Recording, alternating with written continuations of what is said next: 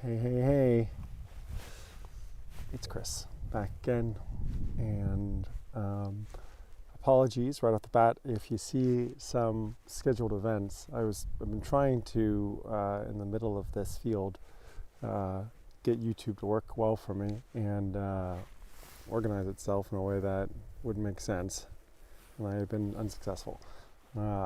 So I created events, and I try to enter the events as scheduled, but without great effect.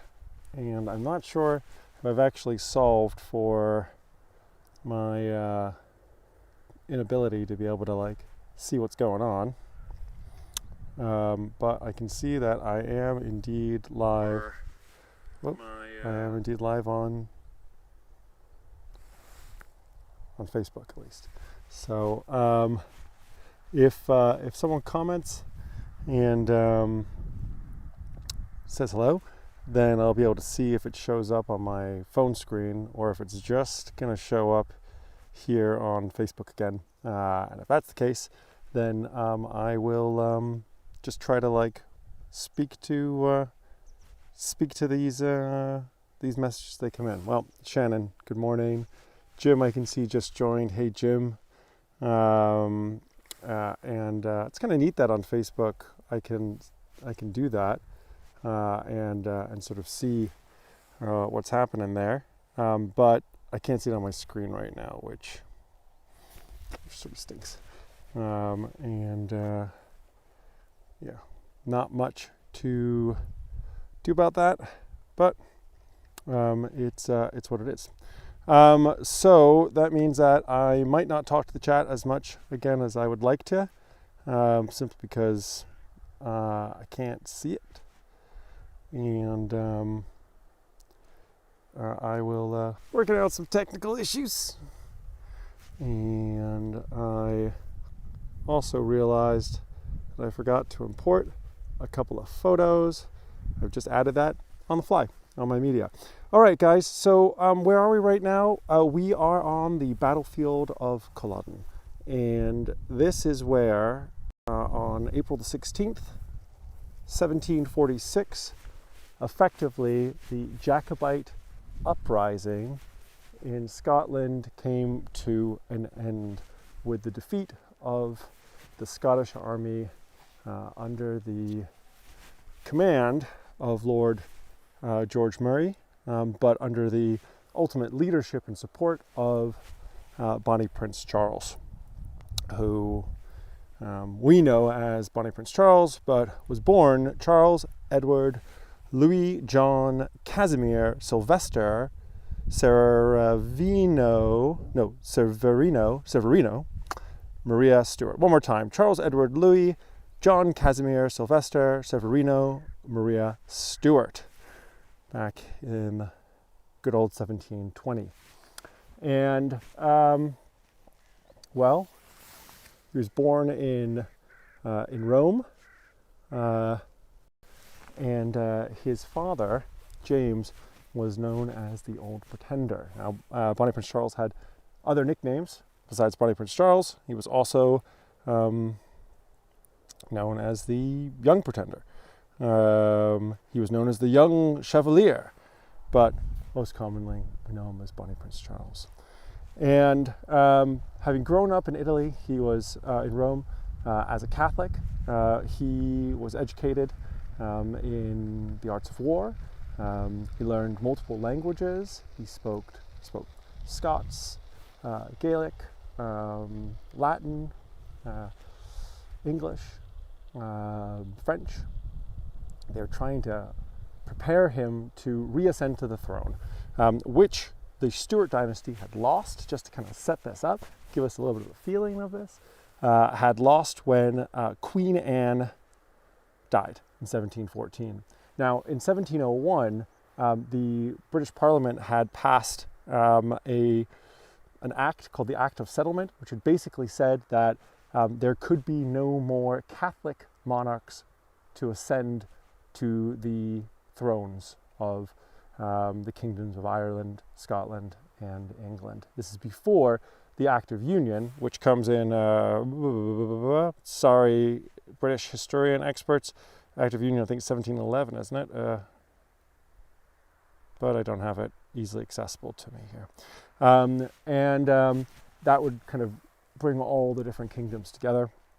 And let me just say right off the bat, deep apologies to true Scottish historical guides. If any of you want to jump on the live stream, please do so, and critique and comment. My preference would always be to match up with a local guide, to have them tell the story rather than me tell the story. But yeah, no one else wants to do it for free. So c'est la vie. I'm not going to go into what is an absolutely incredible and wonderful display center that which tells the story leading up to, of, and the aftermath of the Battle of Cullodon during this live stream, because it is $15 to enter. And once again, I'm on a strict budget, having been quite surprised by the number of PCR tests that flying to the UK and flying out of the UK require. It's like an extra $300 in total that I just didn't expect to end up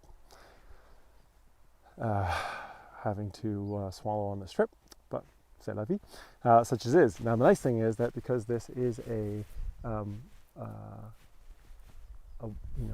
war battlefield, it's free entrance to come out here and explore, which is lovely, and that's where we're going to be right now. What we're doing.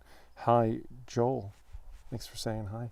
And if anyone says hello over on YouTube, again, apologies if I don't. I'm not going to respond right now because I can only really follow one channel at a time, and for whatever reason, Prism is not putting your comments up on my app for the live stream. So let's continue and get into it. Where I am right now, where I'm standing over here by this blue flag, shows us the line of the Highlanders, of the Scots. And looking across this field in this direction, I'm looking towards where the British, or the English, or that's not the proper term, the government forces were. Those would have been the government forces under George II. You can see the distance. If I zoom in a little bit more, yes, there we go, red flag in the distance. So you can get a feeling of where that line is over there. And we're going to walk around the outskirts of the battlefield as I talk about it a bit, and look at some of the memorial spaces here. But to continue just with the general setup of what led to this and what happened, you've got this question of the Reformation, right? And Protestantism becomes the majority religion of people in England, and the Scottish Highlanders are still largely Catholic. And so when the last of the ruling Stuarts, oh, hey Nikki, good to see you there, and thank you Shannon for saying that YouTube is live as well. Yeah, it's pretty frustrating not to be able to have access to that. Now I can't express enough that, I there's so much to see in Scotland, but this is my third visit to Cullodon, and I just feel like if you come to Scotland, you really want to try to get out here and come visit this space, because it is just so rich in history. And really, this battle and the uprising of 1745, the Jacobite uprising of 1745, or simply, the 45, as it's referred to often, it fundamentally affects world history, because it begins the start of what will become the Scottish diaspora. And there's some incredible number of people of Scottish descent around the world, especially, of course, in North America, Canada, and the US, Australia, and they it's the loss at Cullodon which then leads to the clearing of the Highlands, the Highland clearances, which will then force so many Scots off of their land, off of their property. People that lived there for generations, now considered almost second-class citizens by the English to the south, even lowland Scots, from southern Scotland, and when you look at the numbers today, there are many more people of Scottish descent who don't live in Scotland than there are Scots who live in Scotland today. So, and it starts here, which is why it's so meaningful to come and see this place. If things had gone different, there's so many what ifs of what if the Scots had won this battle, if the Highlanders won this battle, and the government forces have been defeated. Historians have argued that the American colonies would not have been lost. It would have been a different world potentially. Hi there. Back to the background of the story and what's kind of going on here. So you have these people called the Jacobites, and basically they are supporters of James, the Stuart, would-be monarch, who had been exiled and was Catholic, living in Rome, and in Latin, James becomes Jacobi, and Jacobites are people that are supporters of James. And I guess probably at that time, whereas one of the things of the Reformation and Protestantism was to preach in the native language of the people that you were preaching to, I imagine still in the 1700s that most Catholic masses were being conducted in Latin, which wasn't very accessible necessarily, but unless you spoke Latin, in which case then incredibly accessible, right? So the Jacobi supporters, the Jacobites, are waiting for a future Catholic monarch who was supposed to be the real monarch, so they would say, to return to the throne rather than what essentially was a through marriage dynasty of German Hanover, monarchs from Hanover, Hanoverians, and that's that dynasty of George III, who will preside over the time of the American Revolution by the end of the 1700s, and that direction. Okay, so finally it comes in 1745 that our dear friend Charles Edward Louis Charles, it's time for him to head back to his ancestral homeland, a place that he'd never been to at that point, and reclaim the throne for the Catholic Stuart dynasty. And the timing is set up because of the French being ready now to continue their long-standing wars with the British and invade. So with the timing being considered correct and right, Bonnie Prince Charles sets off, sometimes disguised as a cleric, sometimes disguised as a student, and he makes his way across Europe from Rome, eventually setting sail and on the island of Eriskay, islands west of Scotland, as he starts his move back towards Scotland itself. So, and he arrives back in Scotland, and many of the clans gather and tell him, no, clan leaders say, no, this is the wrong time, Charles, you should go home. And his answer, referring to Scotland. And right from the beginning, as the clans come together, and finally, really under the persuasion of one clan leader, Donald Cameron of Lochiel, really pulls together other clan leaders and says, guys, this is the time. We can trust the French are on their way, and they are going to come. They're going to come and attack from the south, and we're going to divert north.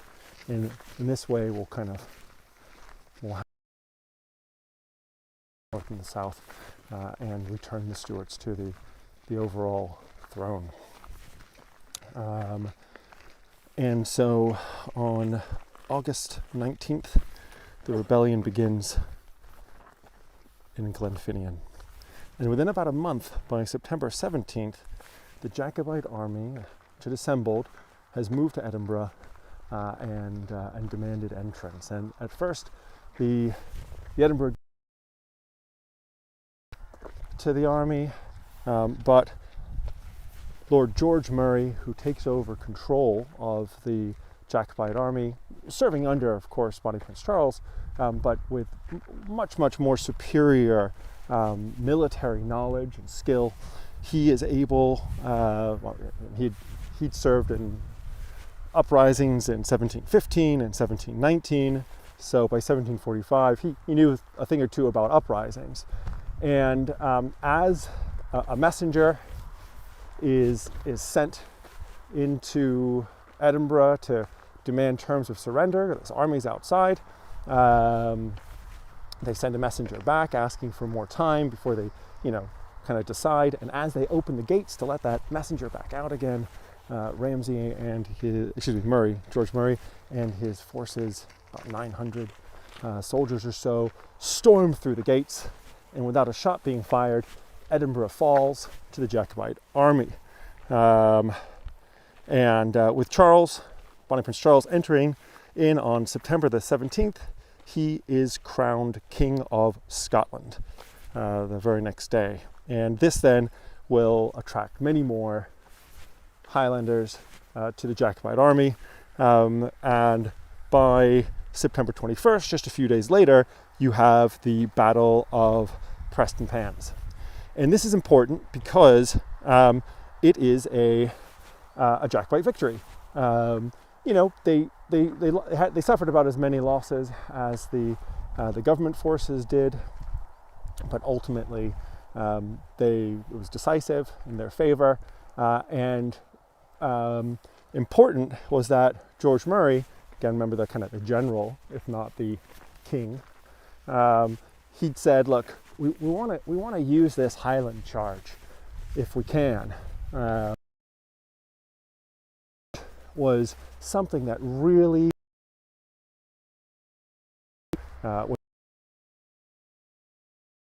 all of these wild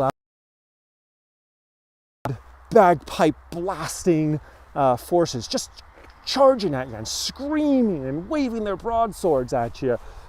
It could really inspire fear. Now, George Murray, upcoming battle, that there was boggy, marshy land that would separate him from the government forces if he charged directly at them. And he knew that the Highland Charge, which had been so effective in the times of Sir William Wallace and Robert the Bruce, not to be confused with Robert Bruce, his grandfather, but Robert the Bruce, he knew that the boggy stuff was not in their favor. And also Preston Pans had a pretty flat field, and the Highland Charge was best if you could run down a hill, get some momentum coming. So there was a soldier in the force that said, look, I know here in Preston Pans another way to get through the marsh and come around the side. So in the dead of night, three abreast, the Jacobite army kind of went this other route, sneaking through. I've been walking along, just to remind you here, I've been walking along the Scottish, the Highland, the Jacobite army lines. This is the line that they would have been holding before the battle here at Cullodon begins. But we're talking about Preston Pans right now. And Preston Pans was a terrific success, like I said, because this, not sneak attack, because it wasn't in the end, there were pickets out, and the government forces eventually know that the Jacobites have positioned themselves. But what they're not ready for is this friggin' Highland Charge. And as the Highlanders charge the government forces at Preston Pans, no joke, the people manning the artillery flee. The government forces, soldiers of the artillery that they have as defense, they just start running, as do 2 regiments of dragoons. They take off. They're court-martialed later on for this. But the the Highlanders are able to charge and through the Highland Charge, the spear, carry the day. So it's a great victory. Now, riding off of that victory, the Scots, the Highlanders, then invade down into England itself. Carlisle falls to the Highlanders. All the way down through Preston, all the way down through Manchester. Manchester falls to the Highlanders. They actually pick up some new recruits there too. And then finally Derby by December 4th of that year, 1745. And when Derby falls, Derby is only 3 days ride or 3 days march from London itself. And it's at that point that George II packs his bags. People are ready to get out of London, right? There's a run on the banks in London because people think the Scots are coming. We've lost this one. We've got to run. We got to go. But it's at Derby that Bonnie Prince Charles, who's desperate to get to London, is convinced by his war council to stop and turn around and head back north. And the reason why they decide to do that is that they know that the Lord of Cumberland,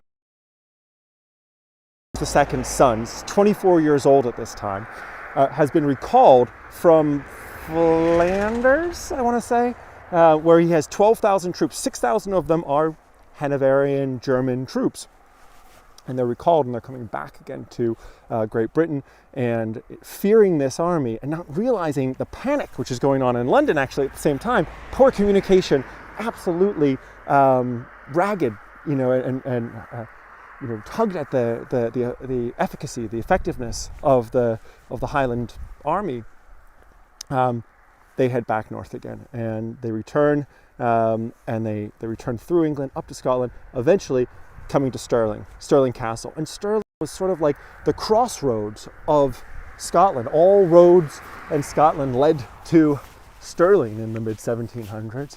So it was an important castle for them to be able to want to take. And Charles, Bonnie Prince Charles, King Charles now, thinks that they can do it. And they besiege the castle for, I think, about 2 months. Yeah. But ineffectively. They are not able to break the castle's defense. And in the meantime, they tire their troops, they lose troops, they use supplies, and they sort of waste time. Eventually then retreating up to Inverness, not far from where we are right now in Cullodon. And this gives the government forces the time that they need to be able to return, to strength and head north. And sure enough, despite England being the main prize and the sort of the ultimate goal here, it's not what ends up happening. And Cumberland, who, by the way, some people will recognize that name because he'll become to be known as the Butcher of Cumberland, but also he's the namesake of Cumberland sausages. So if you've ever had a Cumberland sausage, on a lighter note, it's not that he was the Butcher of Cumberland sausages. He was, he was the Butcher of Cumberland because of ultimately after Cullodon, he ordered his men to show no quarter to any Highlander or Highland supporter. So a man with a broken ankle would be executed and killed by the British forces after battle, and hence the Butcher of Cumberland. But Cumberland moves his forces north and swings through Aberdeen, and then eventually leads us to where we are here in around Cullodon. So on April the 15th, Cumberland turns 25 and has a big old party, hands out gallons of brandy to his regiments to celebrate, and our friend Lord Murray, who's the smarter general, he decides it is time for us to try another sneaky attack like in Preston Pans, which had been so successful. And they set off with several thousand troops, again in the dead of night, right, to sneak around Cumberland's imbibing troops to surprise them and hopefully secure another great success. Unfortunately, they get lost. They get lost in the dark, and they don't arrive anywhere near Cumberland's forces until about an hour before dawn, and they realize that they are only about a third of the troops that they set off with. And the other troops are just, who knows where they've ended up. So they march all the way back here to Cullodon, arriving finally exhausted because they haven't slept throughout the night, and they've marched back and forth. They show back in, bad communication, and Cumberland's forces now are on the move, and they start heading towards Cullodon themselves. And some of the scouts who are supposed to be watching for these movements, unfortunately, weren't able to make it through the long night awake, and they don't pass the information back to Murray and King Charles now to let them know that the forces are on the move. So you had Highlanders who were foraging for food, who were foraging for other necessities, perhaps gunpowder, and weren't even present at the Battle of Cullodon because they were just like, not disbanded, but they didn't realize the battle was about to start. And sure enough, it meant that they were already undermanned, they were further undermanned, and their troops a little bit, depleted. So the forces line up. The Highland forces behind me in this direction, guys. And the British forces in this direction. And the Highlanders get ready to use this Highland Charge again. Would have been so effective in Preston pans that this is the moment for them to use it once more. Hold on a second. I realize I haven't shown you guys a couple of pictures. So as the battle begins, who are our main two belligerents or combatants? Here you've got, there is Bonnie Prince Charles for you guys there on your screen.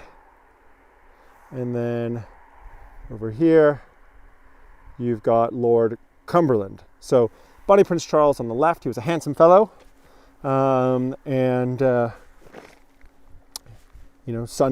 of James. And then on your right, Cumberland, son of George, representing the government forces. So those are the two main guys there. But then you've got the troops themselves. You get a feeling of what, on your left side of the screen, you can see what the Highlanders would have looked like, what they would have been dressed as. Maybe actually those are more officers level clothings, if you will, because not everyone would have actually had, by this point they would have had firearms for Cullodon because they had been resupplied by the French, and they would have had firearms from France and Spain. And then on the right hand side here you can see a government force, your red coat, as we would know them, the red coats, of course. So you get a feeling of who's involved here. Okay, we'll take these off the screen and then we'll continue the story. All right, so here, this is to me not so useful, but for our good friend Jim, this image will kind of give you guys, or give people with military tactician kind of knowledge and such, give you a sense of how the forces were lined up and positioned. These red forces here being the government troops, and the blue ones being the Highlanders. Now, the Highlanders and the Jacobite army, they had spread out their forces along this long line to be able to effectively enact the Highland Charge. The problem with the benefit of the Highland Charge, like we know, sometimes your artillery simply abandons their posts and runs away, as happened in Preston pans. Like, that's what they're going off of. But the problem with a Highland Charge is that if you don't effectively break the lines when you charge and crash into your opposing force there, then you are really quite stuck because you're not in a great position to be able to defend yourself post-charge, right? So there's a bit of a all or nothing there. And the problem was that where we are standing on this side of the battlefield, on the left flank, right, it was marshy and boggy. And this was not the position, this was not exactly the place that Murray would have set up and decided to fight. This isn't where they were planning to do it. This is just where it kind of almost happens, right? On the right flank, however, the ground was firmer. And the Highlanders that charge on that side are able to actually make it all the way to the government forces. It starts with an exchange of artillery fire. The Scottish artillery is quite ineffective. Unfortunately gives away its position. The British artillery, which had until this point been pretty ineffective itself, was now very effective. And as the charge is waiting to happen, the Scottish gun positions start to get knocked out, as well as the troops on the line that are waiting to charge. They're some horrific injuries as these 3-pound guns from the Brits fire through them. So the charge is sounded. Bonnie Prince Charles sounds the charge, pushing the Highlanders on, and on the left flank they hit the boggy marsh, and that boggy marsh slows them. And the whole point of the charge is to crash forces, and it does not happen. The artillery continues to fire, and without going into the details of the actual action of the battle and further, elements of it, the end result is that of the 5,000 to 7,000 Scottish troops. Again, we're not exactly sure. It's unclear how many people didn't actually make it to the battle. And the superior forces of the government troops, I think we're like 8,000 to 9,000. I should have that detail for you. The Highland, the Jacobite army, will suffer casualties, dead, of over 1,500 troops. Somewhere between 1,500 and 2,000 troops are killed. The government forces will suffer a total of 300 wounded or dead. And in fact, the dead is only around 50 troops. Only 50 of the government forces are killed to the over 1,500, 30 times as many of the Highlanders, and it's not fair to say Highlanders because they weren't all Highlanders. It was the Jacobite army, and I'm saying that wrong, and I shouldn't say it that way. And maybe someone's correcting me in the chat, but I'm not looking at it as often as I need to. Of course, there were French, there were Irish, there were Lowlanders, right? Other Scots that were mixed in there as well. But of the Jacobite army, 1,500 to 2,000 are killed. So you can imagine that for every government soldier who falls, 30 Jacobite soldiers will fall, which forces soon into that the battle only lasts 45 minutes to an hour, and the Jacobites retreat. It's actually only because of French reserve troops that Lord Murray will order into battle and bring from the reserves. They didn't have many reserves. They were all in the front line already. That's part of the problem. They would cover the retreat of Charles, so that way he could escape, and eventually would return back to France. Would live in France for a while until, as part of the peace treaty between France and England, he'd be exiled, and then would travel back to Rome. But why were the British so effective now? The government troops, why were they so effective defeating the Highlanders? Well, they'd learned from the Battle of Preston Pans, and this is what I want to show you real quick. See if this will show up. And give you guys a feeling of it. Okay, so now you can see these weird things on the screen here, and this is what happens, is that this is the first battle that the government troops will introduce bayonets. And bayonets are those pieces of metal, right? It's a socket bayonet which sinks into the musket right in the front and sticks out like a knife, but actually it wouldn't be a knife, they'd be like a little V. So the cut that it would make into you, it wouldn't just be like a slice wound, it would be this harder shape which would be harder to heal up afterwards. So your chance of a fatality after would be greater. And Cumberland, the butcher, had taught his troops that as the Highlanders will charge you, right, as they get close, what they're going to do is they're going to raise their sword arm to strike at you. And rather than using your bayonet to attack the man right in front of you, attack the man to the right of you. Always to the right of you, over to the side. Because that's the person who, as he raises his arm, exposes his midriff. And that's where the bayonet gets you, right in there. And this is a game changer, an absolute game changer in this battle, and will result in the ineffectiveness. It's the counter of the Highland Charge. These bayonets waiting for you to charge into them, and to the right as soon as you raise your sword arm and expose yourself. So I hope that kind of makes sense. Okay. We're approaching the British lines now, up here. Well, like I said,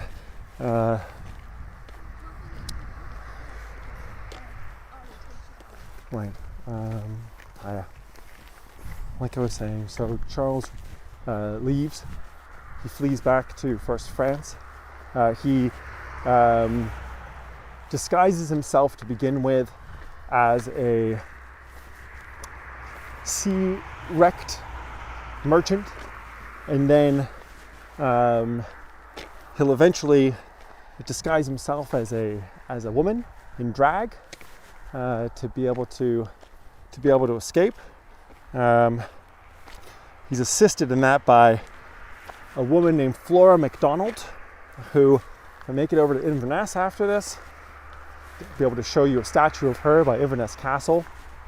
And she was, even though her father was actually the commander of a government militia, there's theories that even he was quite sympathetic to the Jacobites, and rumors that he might have fed information to Charles to let him know where his search parties would be looking for him before they arrived, sort of playing both sides, if you will, not upsetting the crown, as it were, the government forces, but also, not helping them entirely. And Flora MacDonald, his daughter, definitely develops a real sympathy for Charles, and has him dress in drag as her maid, as her helping woman, to allow him to escape, until eventually a French frigate will come and pick him up in the same place that it had dropped him off. We're now walking along the government lines. Now, I've talked for a long time. Let me go back to my comments and see if Facebook's got me here. Still with you guys.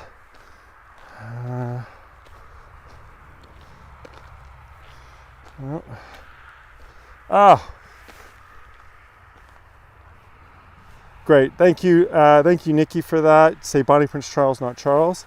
Right, yeah, Bonnie Prince Charles. And Cosmo, Joel, thank you, buddy. I really appreciate that. Cosmarina, thank you. Appreciate that, and that making sense. I'm glad that resonates and sort of makes sense. I cannot stress enough that all that I am doing here is whetting your appetite to come and visit this place yourself. I mean, I almost feel quite I feel quite bad even doing, not quite bad, I feel a little bit bad about doing talking while I'm walking around right now. I'm a big believer that when you're at a memorial site, you do not disturb other people's experience. I keep trying to get quiet when I'm passing other people for a second because I don't want to disrespect them. And this is a memorial site. So, you know, if you find yourself at Cullodon, please don't go to the Clan Fraser gravestone and have a picnic. And you have to remember that this is not just a battlefield, it's a graveyard. And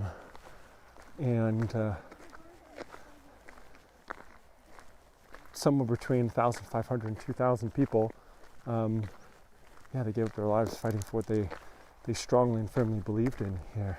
So I think it's really important. Yes, Cosmarina, I wish you could feel the space. It's somewhat clammy and damp. There's a sense of real austerity here. The sunshine that we've been enjoying from Inverness down to Dalwhinnie is not here today. The sun has not been able to burn through the clouds yet. And yeah, you know, there's a real, even though tourism is struggling a bit right now, there's a lot of people here who are visiting, and you do get the sense that many of them are domestic travelers who have come up from England, and I think that's really good that they'll come and visit this place, because it's really, you know, wherever your forefathers were from, it feels like this is it's a must-see for people to come and visit. And you know, Shannon, you're right. If it was a sunny, beautiful day, it'd be hard to really have the effect, to really feel it. Now, I'm gonna quickly, I've come back on my journey back down that path. I kind of came the wrong way from what I wanted to do. I wanted to walk you guys by some of these clan stones, which are added years later, not until the 1881 is when a lot of these stones would be put in place. But you know, maybe it speaks to some of you and your ancestral forefathers and clans. It's the Well of the Dead. Here the chief of the MacGillivrays fell. Let's see some more of these. I recently learned that I myself to Clan Ramsay. And Mary Ramsay married a Sandeman back in the day, and that gives me a little bit of heartening, because I am at times partially concerned that that my ancestors might have been on the government side to some extent. There was a bit of that, maybe, but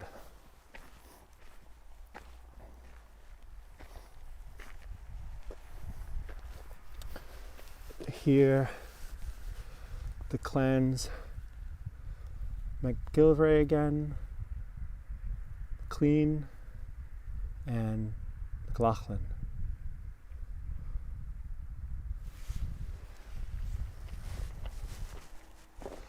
Made me think about the movie Highlander recently.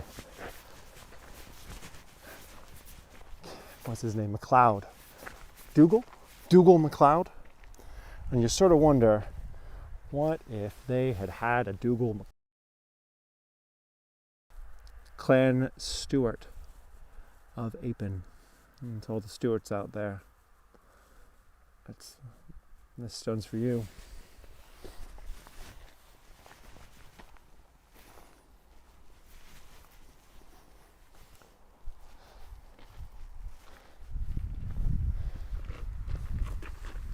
hard to read, but if you can see it, it says Clan Cameron.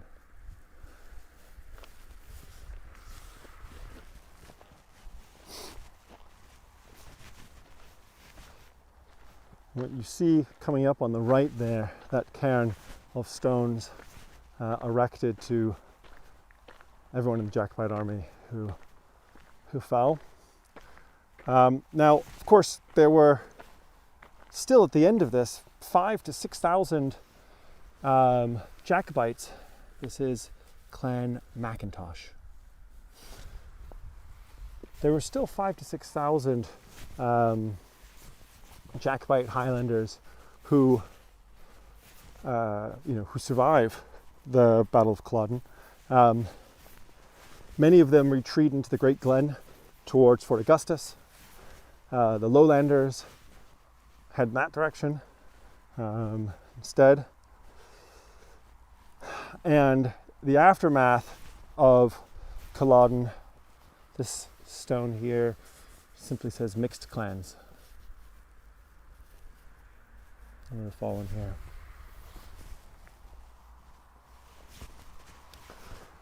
In the aftermath, it's when, well, like I said, you have this great exodus and diaspora of Scottish people. It's another mixed clan, and another mixed clan stone there. And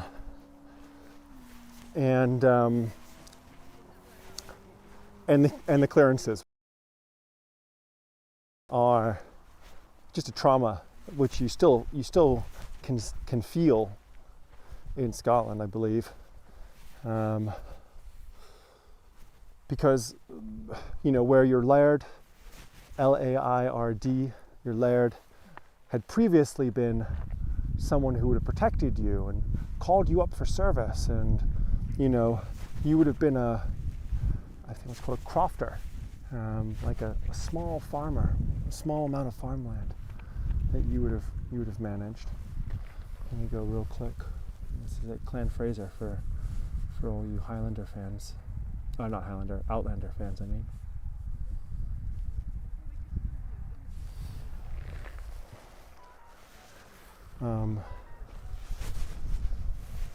The clearances is when suddenly your laird decided that it was more profitable, perhaps, to have you moved off the land and to bring in sheep and to bring in deer. That your, the rent that you could contribute as a small farmer, farming your small plot, was not as worth it for them as it was to push you off the land. And there you go. The Battle of Cullodon was fought on this moor, 16th of April, 1746. The graves of the gallant Highlanders who fought for Scotland and Prince Charlie are marked by the names of their clans.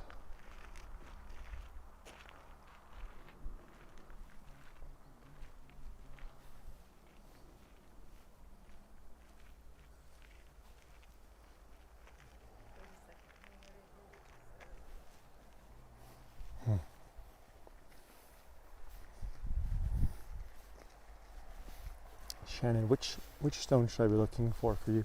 And Shannon, have you been to Cullodon before? You have, haven't you? I'm sure you have.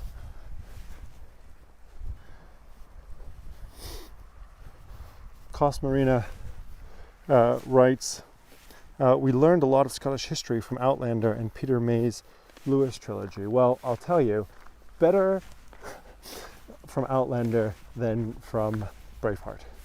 That is not a place to learn about Scottish history. And I can say unabashedly that, do not use Braveheart as a way to study Scottish history. Of course, and that was also hundreds of years before this, hundreds of years before Mary Queen of Scots, and ironically, it's interesting though, because it's a bookend time, because it's Robert the Bruce who will actually free Scotland from English rule from that which Edward Longshanks, named so because of his long legs but surprisingly short body, referred to sometimes as Edward Hammer of the Scots. It's Robert the Bruce undoing what Edward Longshanks had done. That will give Scotland its, really its freedom again. And that's a Braveheart word there. And then here is really like the definitive end of that, and a true, fortunately, true submission in a way to Southern rule, but so much of it just tied up in religion in this question, very much so. This question of Catholicism and Protestantism. So, well, guys, I know for those in North America, Shannon, this is frightfully early for you to be awake, and I really appreciate it. I imagine a lot of folks from our North American audience, our community, just not up right now and awake to be able to be participating. But please don't hesitate to leave questions or comments. This stone says, "Field of the English, they were buried here." Although, actually, my understanding is that we don't really know where the English dead ended up. But for those of you who are watching this as a video on demand, as a playback, rather than as a live video, don't hesitate to leave questions or comments. I will come back to it. This is not a definitive piece of Scottish history. I am an absolute novice. I've learned in the last days that being a tour guide in New York, I know a lot about American history, but Scottish history, I am a complete novice. And it is rich, it is multifaceted, and and it's worth learning. It's fascinating, and I feel bad even attempting this, to be honest with you, because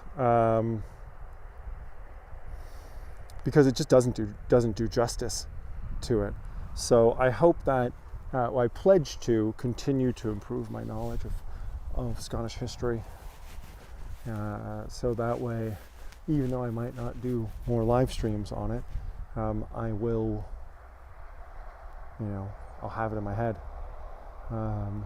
be able to come back and correct my own mistakes and errors in this. So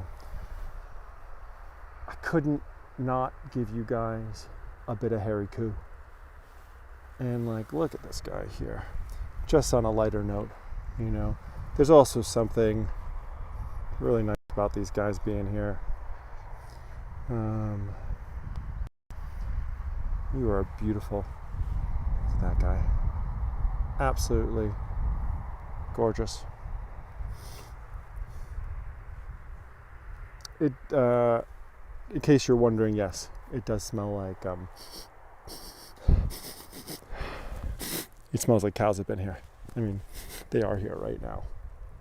But I credit that also to my really strong immune system, is growing up on a farm as a kid myself for a bit, and rolling around in sheep muck and cow muck, maybe getting some in my old, meant, I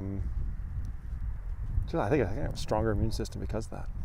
Anywho, all right, well, that's Cullodon for us for now, and I really appreciate you guys coming along. Again, if you join in live, really happy to have seen you. Nikki, see you tomorrow. Shannon, thanks for being up. I know it's tough. Joel, always great to see you from Australia, saying hi. Cos, thanks for joining in. Diane, I didn't see you there before. I've just seen your message now. Thanks for being there. Sorry to not say hello to you before. I'm not sure why it is that my messages aren't showing up on the screen still. I've unloaded and reloaded. I think it might have something to do with the UK SIM cards that are in that aren't allowing the data to come back in again or something. But it's frustrating to me, as I'm sure it is also to you guys, not to have immediate feedback and for us to be able to have our conversations together. So I really appreciate you putting up with it and being here.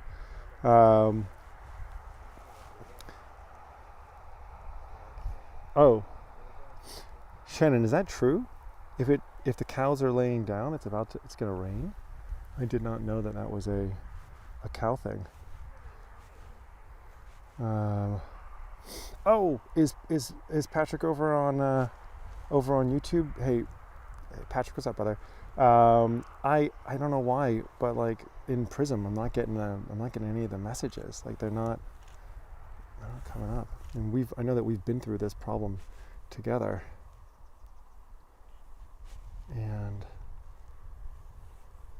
And we, like I feel your complete pain from having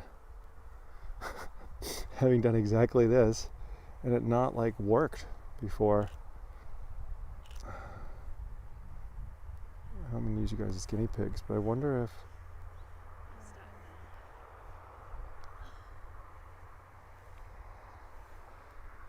I can get the message to show up. Shannon, can you type one more thing real quick? Just type. Yeah, in any of the YouTube or in Facebook. I wonder if maybe I've just solved for it. This is when I need Patrick actually to jump in and really help because he totally fixed this some magic way and figured it out. It's like what needs to happen to get the chat up and running. It's weird because it was working so normally and well, and yet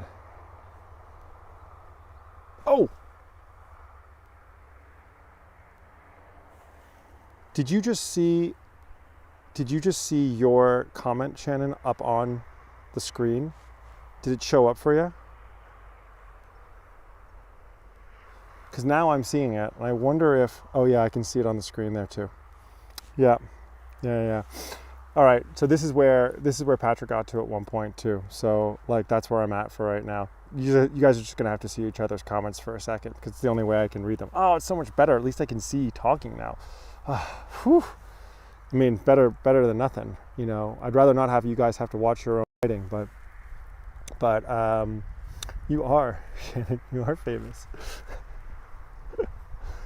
Shannon, could you just type moo right there? And we can pretend like the cow's actually saying it. Oh, man, I miss Elgato. I miss my cat.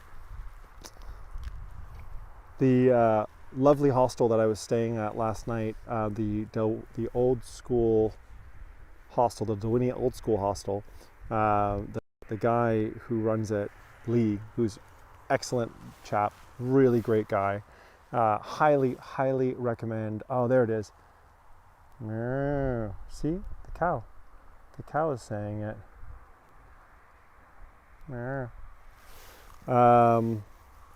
Excellent guy. 2 cats, lots of sheep.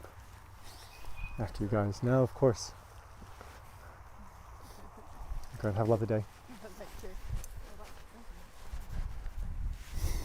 And he's got 2 kitties, a black one and a white one, 2 brothers named Yin and Yang, and it definitely made me a little homesick, cat sick. I don't know. See a white horse over here, folks. Just 6 more to go. Got to see those 7 white horses in one day. We'll take a look at this old, I don't believe it's preserved, I believe restored house over here. And then we're going to wrap up and we'll call it a day for now.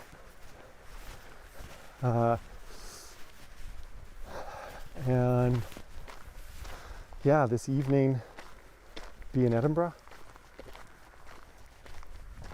And then tomorrow I'm going to do in the early part of the day, like before 2 o'clock. Yeah, I can see that, Shannon. YouTube's not popping up. Annoying.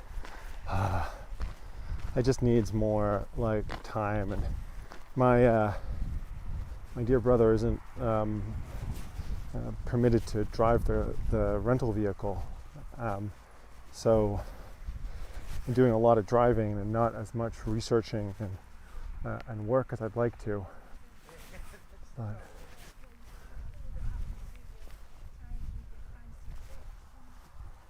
yeah, I imagine that the base of this is probably original, and this looks like it is peat. Let's see if I can touch it. Yeah, that's peat. You know, that earth and moss.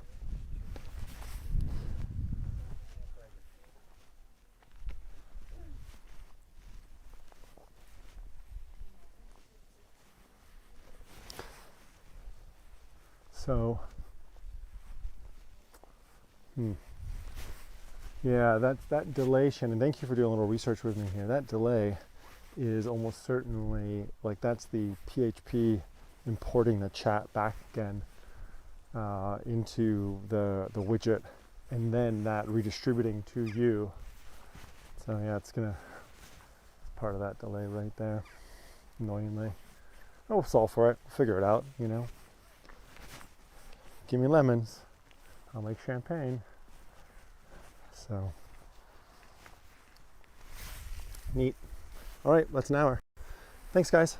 Appreciate you watching, especially you guys that were here with me. Keep me company, making me feel like I'm not out just talking to a screen by myself, which is always weird. And I'm in Scotland until Tuesday morning, first thing. I think I will do a Schiphol Airport live stream on Tuesday to give you guys a little Amsterdam, real little bit of Amsterdam while we're at it. And we've got more Scotland between now and then. Edinburgh, do a couple live streams, hopefully meet up with David, our ghost friend, and maybe we can do a tour together, which I think would be really fun. North Berwick, gonna do a visit there, pre Nikki and Ross's wedding. Gonna do a little live stream of what I've heard nothing but beautiful, amazing things about. Yeah, Ross and Nikki, I hope you guys are feeling butterflies and are super excited, and that you're not too stressed out, but like a little, because it's normal, and that you are just in love with each other on this very amazing, most special time of your lives. So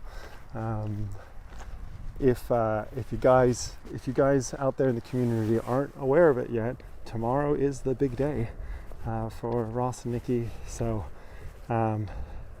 yeah, reach out to them, send them your love, your support, and it's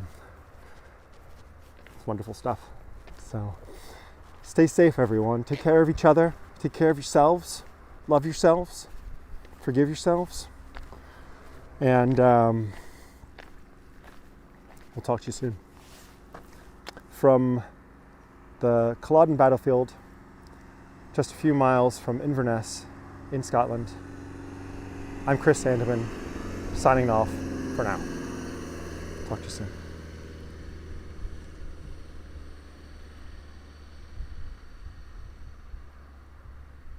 Bye, Joel.